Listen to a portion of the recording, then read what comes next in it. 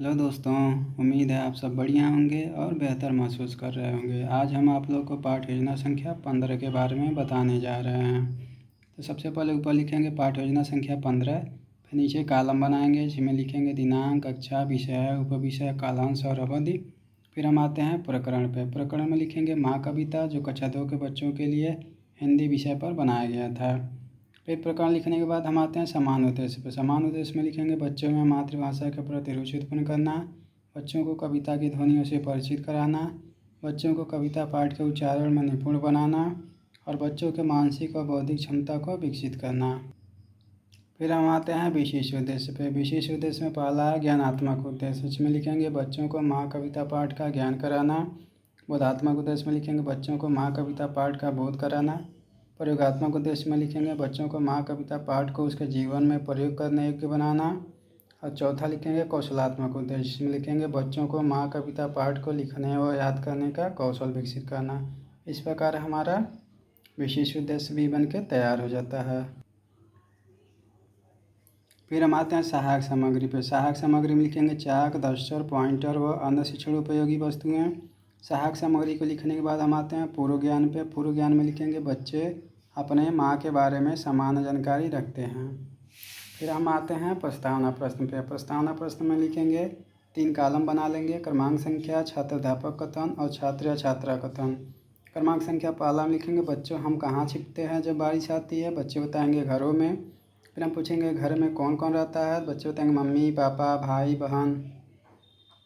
फिर पूछेंगे मम्मी को और किस नाम से जाना जाता है। बच्चे बताएंगे माँ। फिर पूछेंगे माँ के बारे में आप क्या जानते हैं। तो यहाँ पे बच्चे नहीं बता पाएंगे और यहाँ समस्यात्मक हो जाएगा। इस प्रकार हमारा प्रस्तावना प्रश्न बन के तैयार हो जाता है। फिर नीचे लिखेंगे उद्देश्य कथन। उद्देश्य कथन में हम बोलेंगे बच्चों आज हम लोग माँ के बारे में कविता के माध्यम से पढ़ेंगे व समझेंगे। इस प्रकार हमारा उद्देश्य कथन हो गया। फिर हम आते हैं प्रस्तुतिकरण पे। प्रस्तुतिकरण के लिए हम 3 कॉलम बनाएंगे। एक में लिखेंगे शिक्षण बिंद, दूसरे में लिखेंगे छात्र अध्यापक कथन और तीसरे में लिखेंगे छात्र या छात्रा कथन। फिर हम माँ कविता शिक्षण बिंदु में लिख लेंगे। छात्र अध्यापक कथन में पूछेंगे हमारा ख्याल कौन रखता है। बच्चे बताएंगे माँ, पापा। फिर हम पूछेंगे माँ के बारे में कुछ बताइए, तो यहाँ छात्र मौन हो जाएंगे। फिर हम अपना स्पष्टीकरण शुरू करेंगे जिसको छात्र ध्यानपूर्वक सुनेंगे। स्पष्टीकरण में हम बताएंगे माँ हमारे सबसे करीब रहने वाली इंसान है।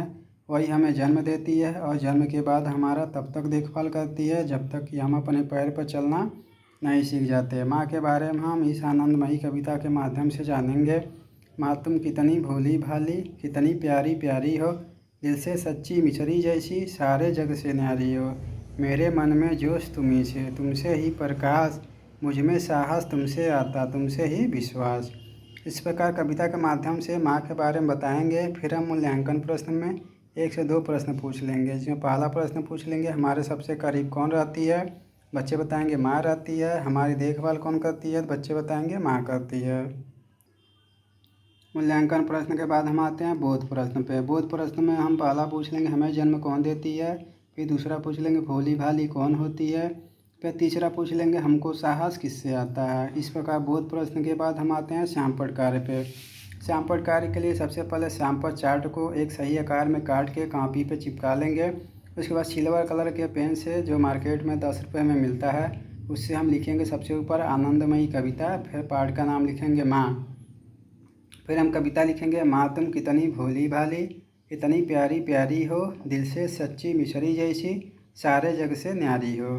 फिर लिखेंगे मेरे मन में जोश तुम्ही से, तुमसे ही प्रकाश, मुझ में साहस तुमसे आता, तुमसे ही विश्वास। इस प्रकार हमारा श्यामपट्ट कार्य भी बन के तैयार हो जाता है। श्यामपट्ट कार्य को लिखने के बाद हम लिखेंगे निरीक्षण कार्य। निरीक्षण कार्य में लिखेंगे बच्चे जब श्यामपट्ट कार्य को अपनी कॉपी पर लिख रहे होंगे तो छात्र अध्यापक कक्षा में घूम घूम कर निरीक्षण कार्य करेंगे। इस प्रकार निरीक्षण कार्य को लिखने के बाद हम लिखेंगे गृह कार्य। गृह कार्य में हम लिखेंगे माँ कविता पाठ को पढ़कर वह अपनी कॉपी पे लिख कर लाना है। इस प्रकार हमारा पाठ योजना संख्या 15 बन के तैयार हो जाता है। उम्मीद है वीडियो आपको अच्छा लगा होगा। चैनल को सब्सक्राइब करें, लाइक करें और ज़्यादा से ज़्यादा शेयर करें। शिक्षण से संबंधित और सभी वीडियो आपको जल्द से जल्द इस चैनल पर देखने को मिलेगा। धन्यवाद। आपका जीवन मंगलमय हो।